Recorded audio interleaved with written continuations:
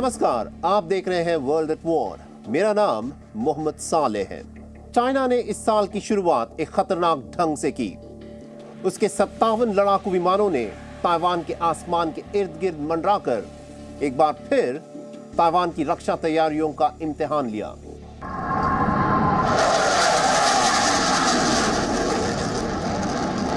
इसके जवाब में ताइवान ने अपने नौसेना के जहाजों, लड़ाकू विमानों और जमीन पर तैनात मिसाइल सिस्टम्स को हाई अलर्ट पर लगा दिया।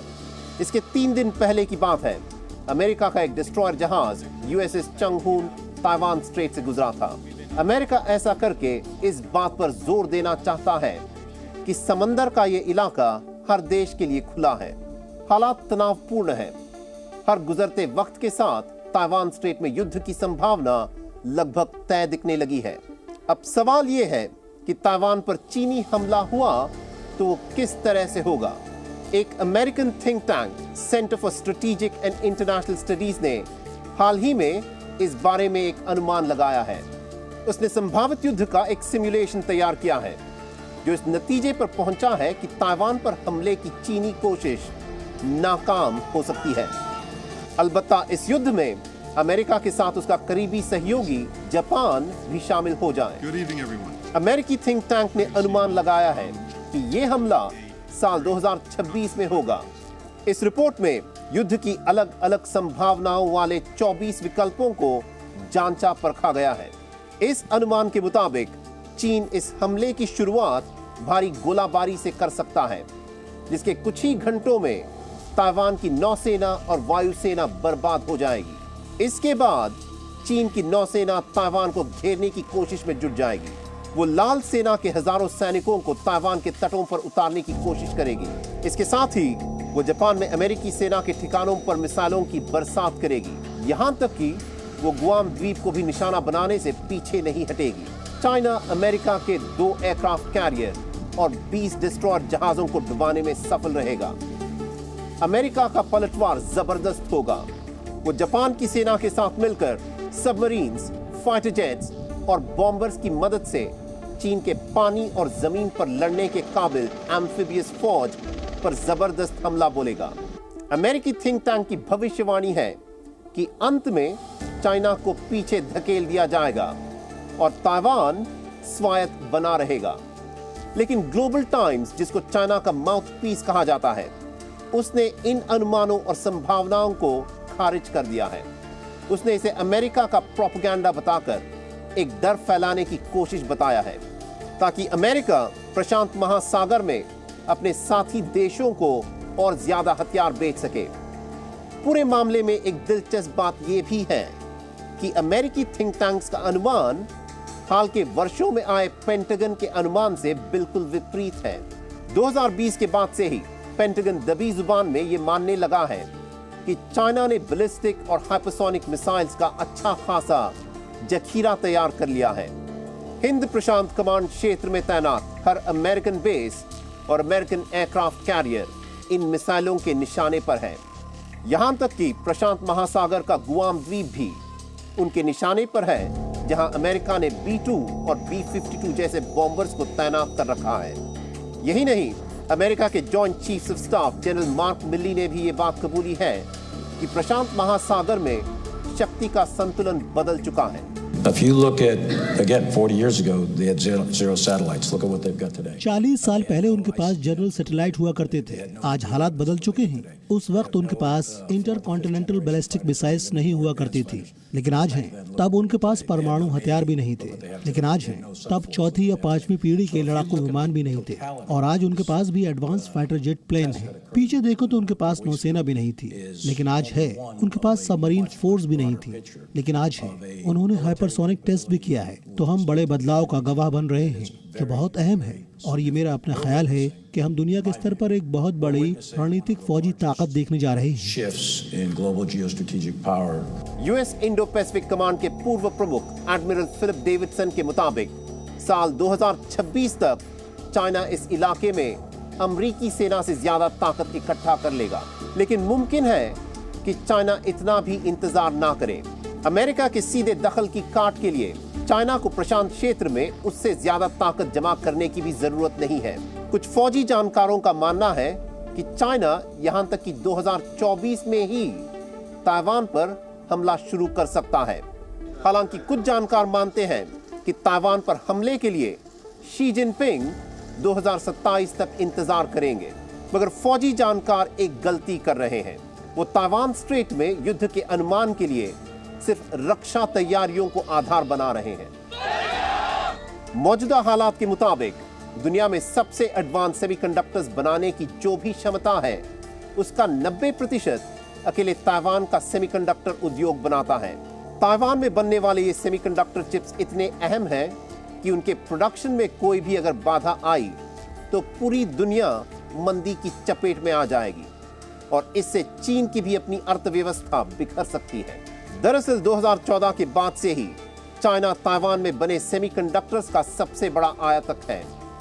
2021 में चाइना ने 430 अरब डॉलर के सेमीकंडक्टर्स आयात किए, जिसमें से 36% सिर्फ ताइवान से मंगाए गए थे। ताइवान अपनी सेमीकंडक्टर्स बनाने की इस क्षमता को सिलिकॉन कवच का नाम देता है। सेमीकंडक्टर बनाने में ताइवान के इस दबदबे को तोड़ने के लिए चाइना ने दिसंबर 2022 में 1 खरब युआन यानी 143 अरब डॉलर्स का निवेश का ऐलान किया। इस निवेश की बदौलत चाइना में हाई एंड चिप का निर्माण करने वाले प्लांट लगाए जाएंगे। अमेरिका ने भी सेमीकंडक्टर्स बनाने की घरेलू क्षमता को धार देने के लिए 200 अरब डॉलर के निवेश का ऐलान किया है। वैसे दुनिया के किसी और इलाके की तुलना में ताइवान के लिए सेमीकंडक्टर्स बनाने की क्षमता सिर्फ वित्तीय सुरक्षा नहीं है, बल्कि एक राष्ट्रीय सुरक्षा की भी गारंटी है। लिहाजा ताइवान के समंदर में युद्ध होगा या नहीं, इसका फैसला इससे नहीं होगा कि फौजी ताकत के मामले में चाइना अमेरिका से आगे निकला या नहीं, बल्कि ये इस बात पर निर्भर करेगा कि चाइना सेमीकंडक्टर्स के मामले में ताइवान पर अपनी निर्भरता से आजादी कब तक पालेगा। आमतौर पर कोई भी लोकतंत्र बाहरी खतरों की वजह से नहीं बिखरता। अक्सर अंदरूनी खींचतान इसकी वजह बनती है, जहां एक दूसरे से होड़ कर रही पार्टियां लोकतांत्रिक संस्थाओं को अपने हिसाब से तोड़ने मोड़ने की कोशिश करने में लगी रहती हैं। 8 जनवरी को ब्राजील के पूर्व राष्ट्रपति जायर बोल्सोनारो के हजारों समर्थकों ने राष्ट्रपति निवास, कांग्रेस और सुप्रीम कोर्ट पर धावा बोल दिया। वहां की सड़कों पर दंगे होने लगे। आखिर इन प्रदर्शनकारियों को क्या चाहिए था? हमारी नेक्स्ट रिपोर्ट आपको बताती है। ब्राजील के इतिहास में 8 जनवरी 2023 की तारीख काले दिन की तरह याद रखी जाएगी। इस दिन पूर्व राष्ट्रपति जेल बोल्सोनारो के हजारों समर्थकों ने ब्राजील की संसद पर हमला बोल दिया। ब्राजील का झंडा लिए हुए उनके समर्थक आजादी और लोकतंत्र के नारे लगा रहे थे। ये कोई आम प्रदर्शन नहीं था, ये ब्राजील की सत्ता पर कब्जा करने की कोशिश थी। संसद की इमारत के ऊपर चढ़े प्रदर्शनकारियों की ब्राजील की दंगा रोकने वाली पुलिस से झड़प भी हुई। आंसू गैस के गोले छोड़े गए, आसमान पर हेलीकॉप्टर मंडराने लगे। संसद पर कब्जा करने के इरादे से आए बोल्सोनारो के सैकड़ों समर्थकों को हथकड़ी लगा दी गई और उन्हें गिरफ्तार कर लिया गया। लेकिन ये तो इस विद्रोह की शुरुआत भर ही थी। ब्राजील के झंडों पर अनुशासन और प्रगति पर जोर देने वाले शब्द ऑर्डर एंड प्रोग्रेस लिखे हुए हैं, लेकिन राष्ट्रपति भवन में जो हुआ उसे सिर्फ हुड़दंग ही कहा जा सकता है। ये कानून का ठेंगा दिखाने की कोशिश थी। राष्ट्रपति निवास को पूरी तरह से अस्त व्यस्त कर दिया गया। फर्नीचर तोड़ दिए गए, पेंटिंग्स और सजावटी चीजों की सूरत बिगाड़ दी गई। प्रदर्शनकारियों ने इसके बाद ब्राजील के सुप्रीम कोर्ट का रुख किया। वो सुप्रीम कोर्ट की इमारत में धड़धड़ाते हुए घुस गए। वहाँ मौजूद पुलिस वाले बहुत कम संख्या में थे। हालात उनके काबू में नहीं रहे। राष्ट्रपति लूला डा सिल्वा ने अभी 1 जनवरी को ही सत्ता संभाली थी। जब विद्रोह शुरू हुआ तो राजधानी से बाहर थे। राष्ट्रपति लूला ने इसे तख्ता पलट की कोशिश करार दिया कि foi aprovada pelos 27 governadores। वो लोग तख्ता पलट के लिए चिल्ला रहे थे। केवल यही बात सुनाई दे रही थी कि वो तख्ता पलट के लिए शोर मचा रहे थे। जब पूर्व राष्ट्रपति ने बिना कार्यभार का हस्तांतरण किए ही दफ्तर छोड़ दिया और जब उपराष्ट्रपति ने टेलीविजन पर बयान दिया, उसके बाद उन लोगों ने जनरलों पर हमला किया। उपराष्ट्रपति पर आंदोलन को धोखा देने का आरोप लगाकर उन्हें कायर करार दे दिया और उन पर भी हमला किया। हालांकि दंगा रोधी पुलिस ने हालात पर काबू पा लिया। बोल्सोनारो समर्थकों ने जो टेंट लगाए थे उन्हें उखाड़ फेंका। लेकिन दिलचस्प बात यह है कि जब प्रदर्शनकारी सरकारी इमारतों में तोड़फोड़ कर रहे थे तब जेल बोल्सोनारो खुद देश के बाहर थे। उन्होंने अमेरिका के फ्लोरिडा की एक तस्वीर पोस्ट की जहां वो एक अस्पताल में एब्डोमिनल पेन का इलाज कराने के लिए भर्ती हुए थे। बोल्सोनारो को अक्सर द ट्रम्प ऑफ ट्रॉपिक्स कहा जाता है। उनके समर्थकों द्वारा देश की संस्थाओं पर हमले की तुलना अमेरिका में 6 जनवरी को कैपिटल हिल पर हुए दंगों से की जा रही है। इस दंगे में डोनाल्ड ट्रंप के समर्थकों ने कैपिटल हिल की इमारत पर धावा बोल दिया था। बोल्सोनारो समर्थकों की तरह ट्रंप के समर्थक भी चुनाव के नतीजों को मानने के लिए तैयार नहीं थे और उसे बदल देना चाहते थे। लेकिन ब्राजील में चल रही सियासी उठापटक अभी खत्म नहीं हुई है। ब्राजील की सेना ने हमारे साथ धोखा किया। उन्होंने हमें पुलिस के हवाले कर दिया, जबकि हम केवल विरोध कर रहे थे। हम फिर से संघर्ष करेंगे। हम एक नई लड़ाई शुरू करेंगे। अगर वो समझते हैं कि इस तरीके से वो हमें डरा देंगे तो वो पूरी तरह से गलत है। फिलहाल ब्राजील एक ऐसा मुल्क है जो बुरी तरह से बटा हुआ है। अक्टूबर में हुए राष्ट्रपति चुनावों के नतीजों से पैदा हुई उथल पुथल शांत नहीं हुई है। इस चुनाव में राष्ट्रपति लूला ने बहुत ही कम अंतर से जीत दर्ज की थी। बोल्सोनारो ने अभी तक चुनाव में अपनी हार नहीं मानी है।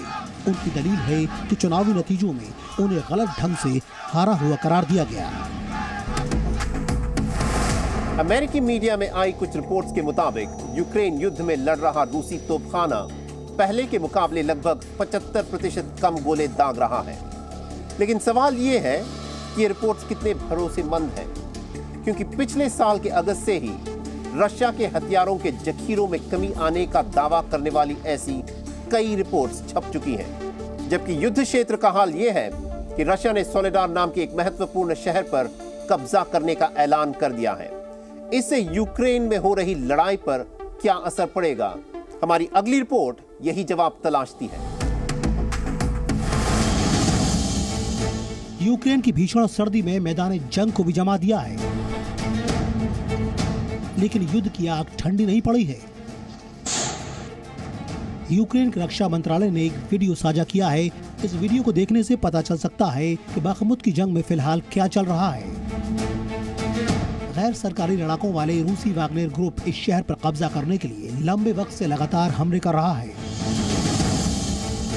लेकिन पश्चिमी इलाकों से मिले हथियारों और मजबूत मोर्चे के बल पर डटी यूक्रेन की रक्षा पंक्ति डिगने को तैयार नहीं है। लेकिन पास के सोलेडेर में रूसी सेनाओं ने यूक्रेन की सेना के पांव उखाड़ दिए हैं। इस छोटे से कस्बे के लिए लड़ी गई लड़ाई को यूक्रेन के मोर्चे पर लड़ी गई अब तक की सबसे खूनी लड़ाइयों में से एक बताया जा रहा है। सोलेडेर में शायद ही कोई दीवार बची हो जो टूटी फूटी ना हो। Вечером 12 января завершено освобождение города Солидар। 12 जनवरी की शाम को सोलेडर को पूरी तरह से आजाद करा लिया गया। ये कस्बा रूसी सेना के दोनेत्स्क के मोर्चों तक पहुंचने के लिए बहुत जरूरी है। सोलेडर पर पूरी तरह से कब्जा कर लेने से बखमुत तक जाने वाली यूक्रेनी फौज की सप्लाई को काटा जा सकता है। इसके बाद हम वहां पर मौजूद यूक्रेन की सेना के डिवीजन को घेर सकते हैं। सोलेडर पर कब्जा करने में मिली कामयाबी में लगातार की गई बमबारी, आर्मी एविएशन और मिसाइल कंपनी और रूसी तोपखाने का बड़ा किरदार है।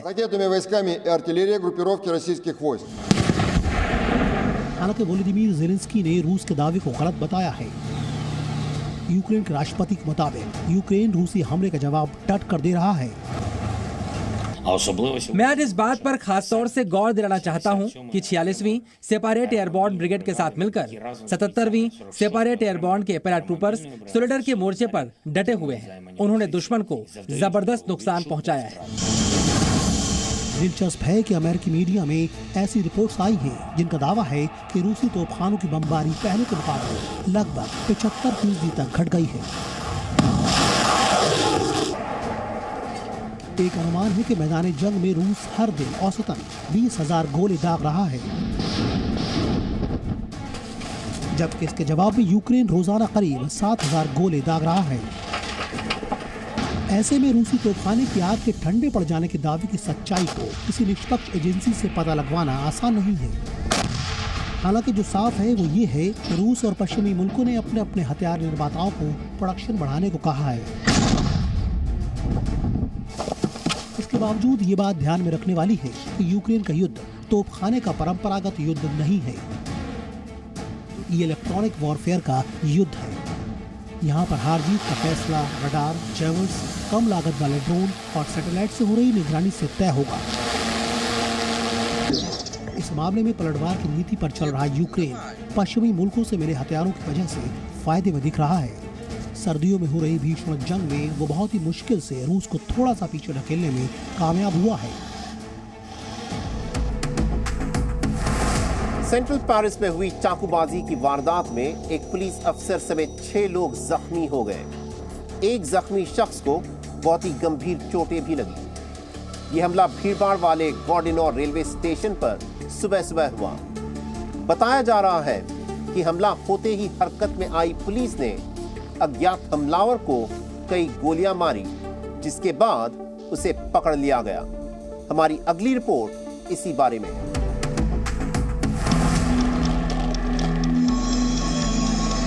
पेरिस के सबसे व्यस्त रेलवे स्टेशनों में से एक है गार डी नोर रेलवे स्टेशन। इस रेलवे स्टेशन से करीब 7 लाख यात्री हर दिन गुजरते हैं।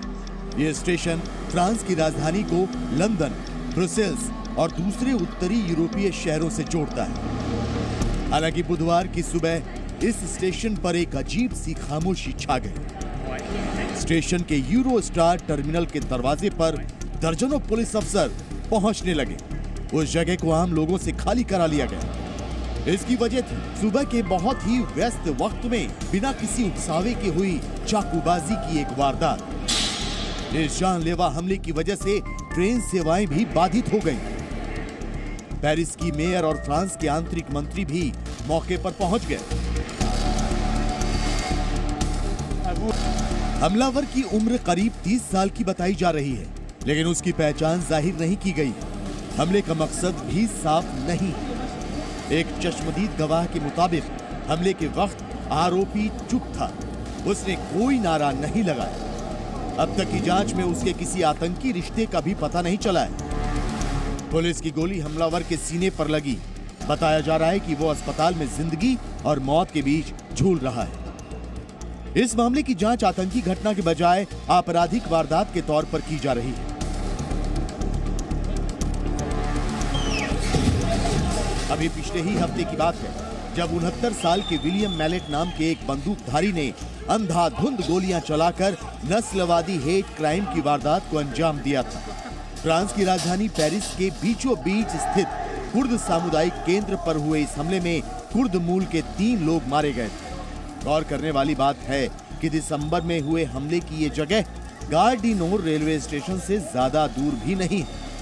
फ्रांस के नीति निर्माताओं के पास पहचान, नस्ल और संस्कृति के मुद्दे को सुलझाने का मुश्किल काम रखा हुआ है। इस मुद्दे के हल न होने से नफरत और हिंसा की घटनाएं लगातार बढ़ रही हैं।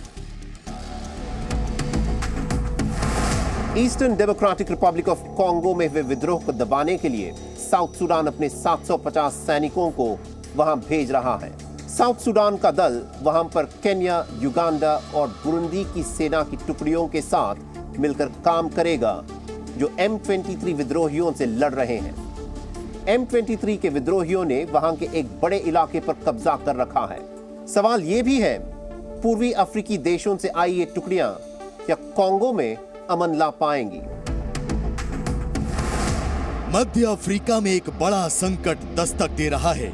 साउथ सूडान अपने 750 सैनिकों की एक टुकड़ी को eastern democratic Republic of Congo में भेजने की तैयारी कर रहा है। इस ऑपरेशन के लिए साउथ सूडान के सैकड़ों सैनिकों ने 6 महीने की सख्त ट्रेनिंग ली है। ये टुकड़ी वहां पर केन्या और युगांडा की सेना के साथ M23 विद्रोहियों का मुकाबला करेगी, जिन्हें रवांडा का समर्थन हासिल है। हमारी आजादी के बाद उस इलाके और दुनिया में शांति स्थापित करने के मकसद से किया जा रहा ये हमारा पहला मिशन है और ये हमारे लिए बहुत महत्वपूर्ण है। यहाँ पर शांति स्थापित करने के लिए पीस कीपर्स हैं, लेकिन अब हम खुद कॉन्गो और हमारी सभी सरहदों पर शांति स्थापित करेंगे।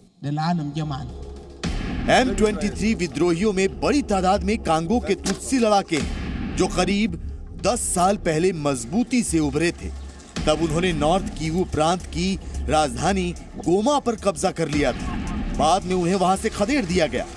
कांगो अपने छोटे पड़ोसी रवांडा पर M23 विद्रोहियों को शह देने का आरोप लगाता है, जिसकी वजह से उसकी पूर्वी सीमा के हालात खराब हो गए। हालांकि रवांडा इन आरोपों को गलत बताता है, लेकिन पश्चिमी ताकतें भी उस पर लगे आरोपों को सही करार देती हैं। इनमें ब्रिटेन, फ्रांस और बेल्जियम के साथ अमेरिका भी शामिल है। हाल ही में संयुक्त राष्ट्र के एक्सपर्ट्स की एक रिपोर्ट में कांगो में रवांडा की सुरक्षा बलों के सीधे दखल के पुख्ता सबूत पाए गए। M23 ने कांगो की सेना और उससे जुड़े लड़ाकों से अच्छा खासा इलाका हथिया लिया है। रवांडा ने M23 के ताकतवर होने में अपना हाथ होने से इनकार किया है। लिहाजा इस इलाके में एक बड़ा राजनयिक संकट खड़ा होने लगा है। इस बीच उम्मीद की एक किरण दिखी जब M23 के बागियों ने भल मनसाहत दिखाने के लिए हाल के हमलों में जीते गए बहुत से इलाकों से हटना शुरू कर दिया।